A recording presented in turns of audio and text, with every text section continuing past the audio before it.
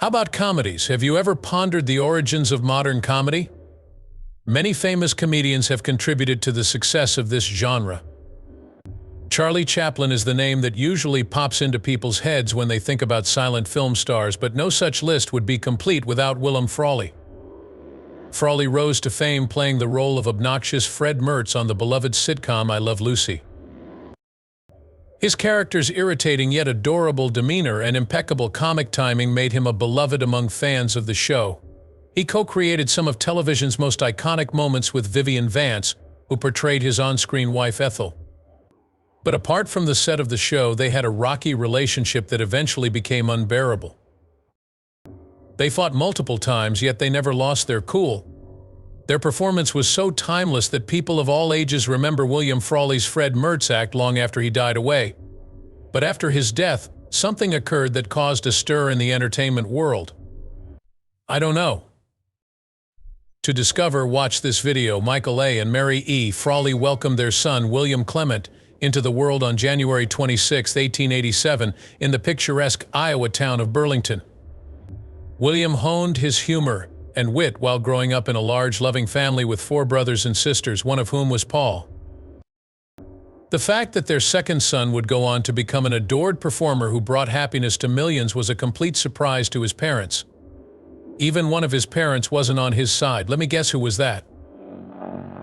Even though he didn't excel academically, William went to Burlington High School. Apart from academic understanding, his real skills resided in charisma and imagination, therefore he took something from school. As a student, William grew to appreciate the theater and music. It dawned on him that he had been practicing for both since he was a little boy and that he was naturally gifted in both. All that time spent as a child singing in the choir at St. Paul's Catholic Church and having a quick mind was now paying off. He started taking part in amateur performances and talent shows in the area, and he eventually landed supporting roles in plays at the Burlington Opera House. Outside of his time spent in school as a child, Frawley was adored for his many talents. He had a gift for making people laugh. His pupils would often be amazed by his anecdotes, jokes, and impressions. He took great pleasure in his role as class clown, which he got because to his magnetic personality. While his naughty antics did get him in hot water on occasion, his charisma and charm ensured that he was able to talk his way out of every jam. Do you now understand why he was stage ready? He seemed destined to be an entertainer, what with all the training he had received in school and throughout his life. To make matters worse, not everyone shared this view. His mother forbade him from pursuing a career in show business since she was a devout Christian. Did William hear her and decide to stop? No. While entertaining the residents of his village, he kept taking everyone's breath away. William did not immediately follow his dream of being a theatrical actor after graduating from high school. He took on a number of jobs in an effort to earn his mother's approval. In Omaha, Nebraska, he secured employment as a stenographer at a railway office run by the Union Pacific. As an insurance salesman and court reporter in Chicago, Frawley had a varied career. The theater's siren song continued to ring in his soul. If nothing else, it was the life of a performer. When he entertained others, it was when he felt complete. Consequently, he overcame his mother's objections and pursued his dream of performing in a comedy musical. To go even farther, he might have enraged her. In 1889, William and his younger brother Paul appeared to be prepared to take on the entertainment industry when they created a vaudeville show. Upon his mother's request, Paul returned home to Iowa, but unfortunately their union was halted as he left. Paul went back to Iowa, but it was for a short period. Similar to his elder brother Willaim Frawley, he was engrossed in the performance. Despite being taken aback by this sudden departure, William recovered quickly and resumed his duties. The script he penned, Fun at a Vaudeville Agency, made more than $500 when it was sold.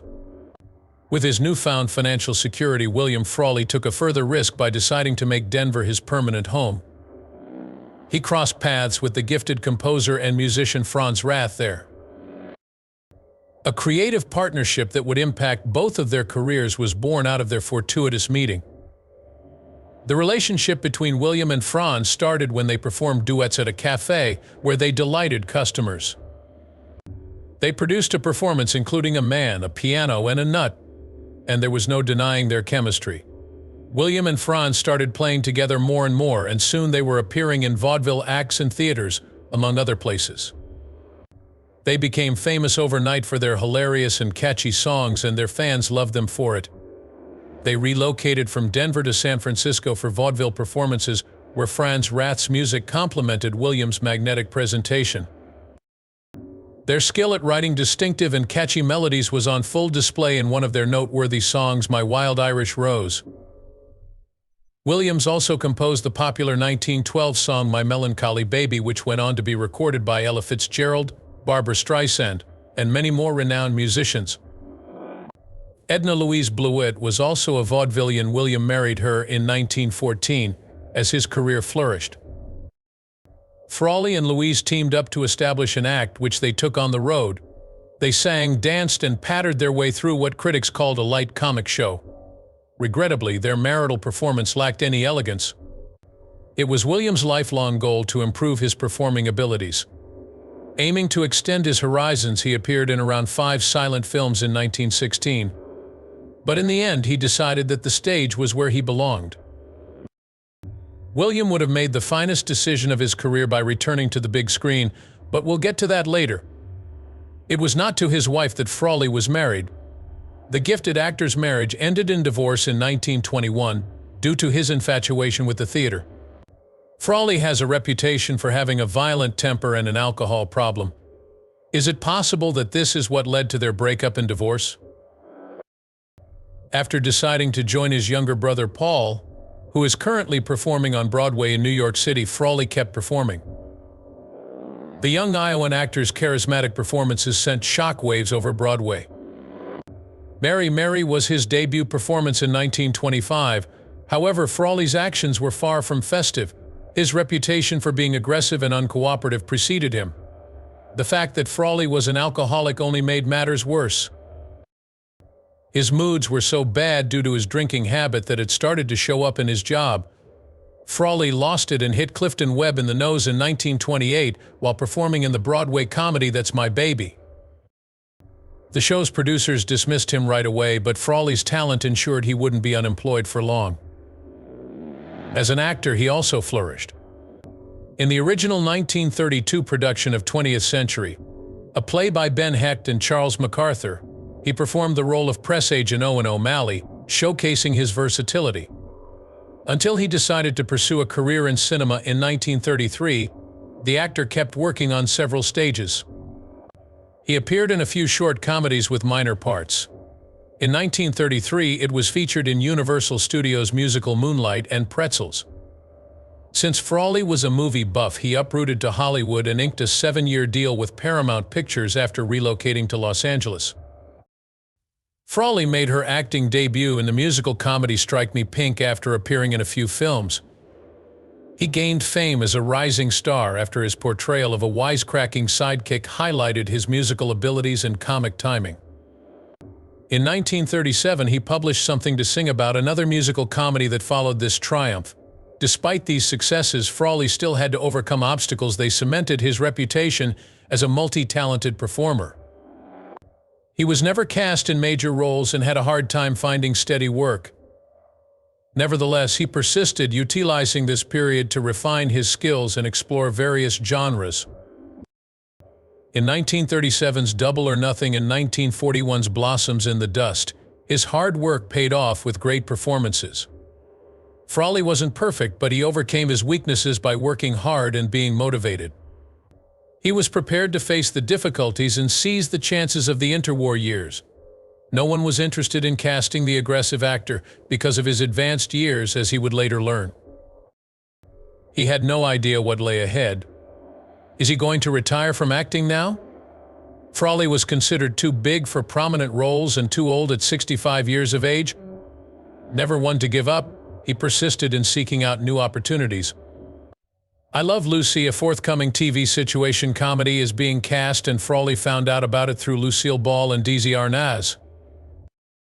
I Love Lucy was marketed to television networks by Arnaz and Ball's television production business, DCLU Productions, which they had formed and operated. Desilu productions would later be used for other projects. The part of Fred Mertz, the obnoxious and stingy landlord, was one that Frawley auditioned for on I Love Lucy. This part spoke to the actor on a personal level. He thoroughly enjoyed playing the character. For him, this was the end. He risked ending his acting career if he didn't get this part. Instead of sitting around and hoping for a callback, Frawley took action after his audition. To find out if he was cast, he contacted Lucille Ball. Ball was taken aback. Frawley was not in her life in any way. She was taken aback by Frawley's unwavering commitment, which made her contemplate many things. Arnaz and her met, and they both thought Frawley would be a perfect match. Being the embodiment of their character, Frawley lacked friends. They were concerned, but ultimately decided to give it to the veteran. It was said that Frawley was notoriously hard to get along with. Nonetheless, they were keen on hiring him. Sadly, they encountered an obstacle. CBS executives lacked confidence. They were worried that Frawley's notorious insanity and drinking might hinder output. Frawley and Arnaz discussed CBS misgivings. He warned Frawley that the studio would fire him after 3 strikes. Frawley should not be tardy to work unless he is ill or has a good excuse, Arnaz told him. If the man made a mistake during manufacturing the first time, Arnaz promised to forgive him. He would face disciplinary action on the second offense and termination on the third. Frawley did, however, have some leeway from Arnaz.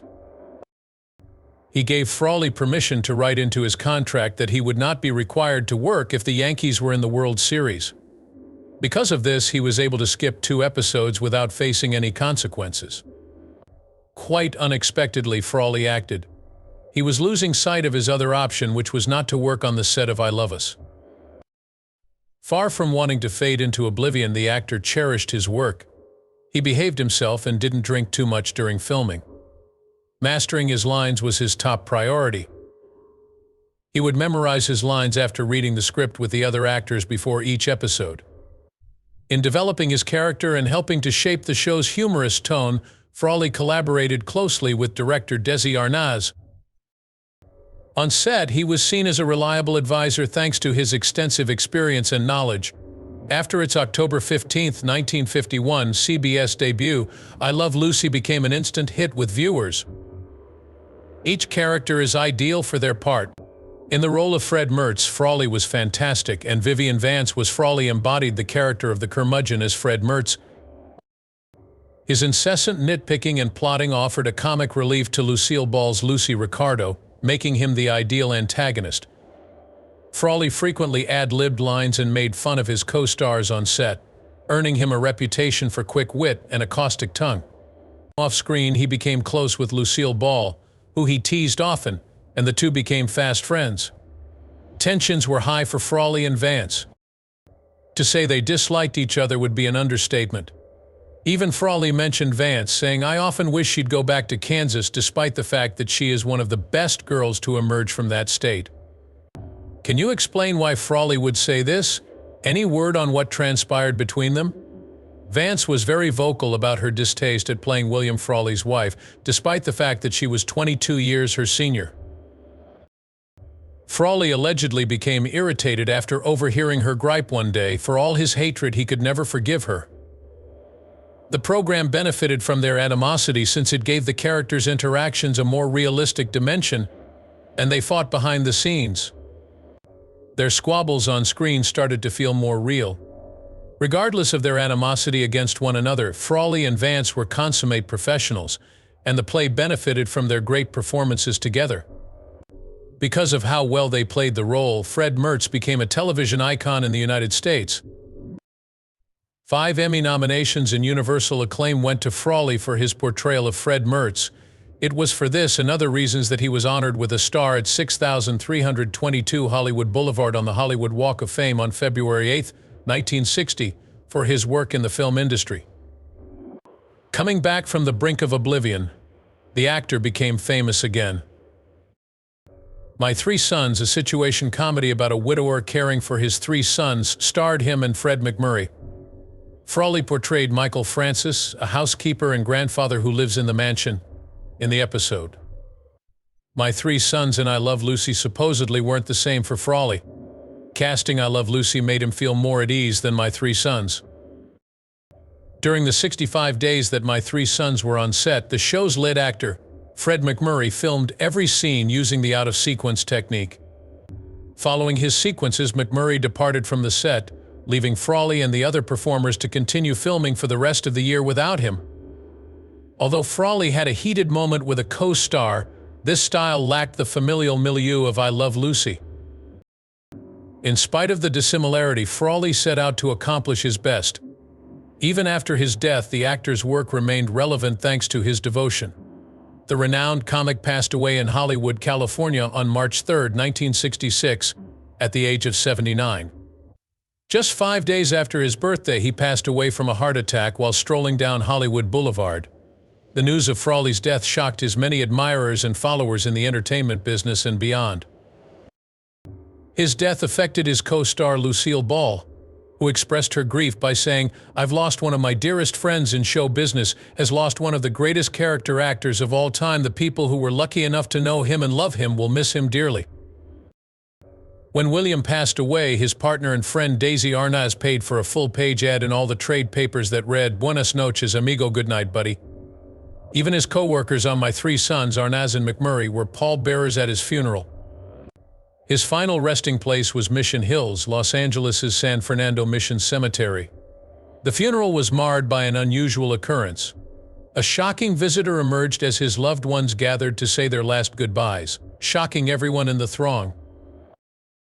Let me guess who was that. This individual had been a constant source of stress and pain for Willaim for many years. Unlike Willaim Frawley, Vivian Vance disliked him, nonetheless managed to put aside their disputes in order to pay her respects at his funeral. As a way to honor Frawley and find closure, Vance attended his burial. She was devastated and remorseful that she hadn't made apologies with him before he died, despite their convoluted relationship. The bittersweet complexity of relationships in the entertainment industry is exemplified by this touching incident, which has become an interesting anecdote in the annals of I Love Lucy. Even after he passed away, Frawley's acting career continued to make him a household name, and he is still widely considered to be one of the greatest character performers of all time. The influence of Williams extended far beyond his live appearances. His career was a beacon of hope for aspiring performers everywhere, and his boundless enthusiasm and skill served as an inspiration to many. His caustic tongue, quick wit, and love of booze made him a famous vaudevillian performer. From his humble beginnings in vaudeville to his meteoric climb to fame on television, Williams' life is an inspiring tale of brilliance, perseverance, and stardom. He was nominated for and received a plethora of accolades for his talent and hard work. The glitter of Broadway faded as the curtains came down on Williams' last performance, but his legacy would keep shining, paving the way for up-and-coming performers to claim their rightful place.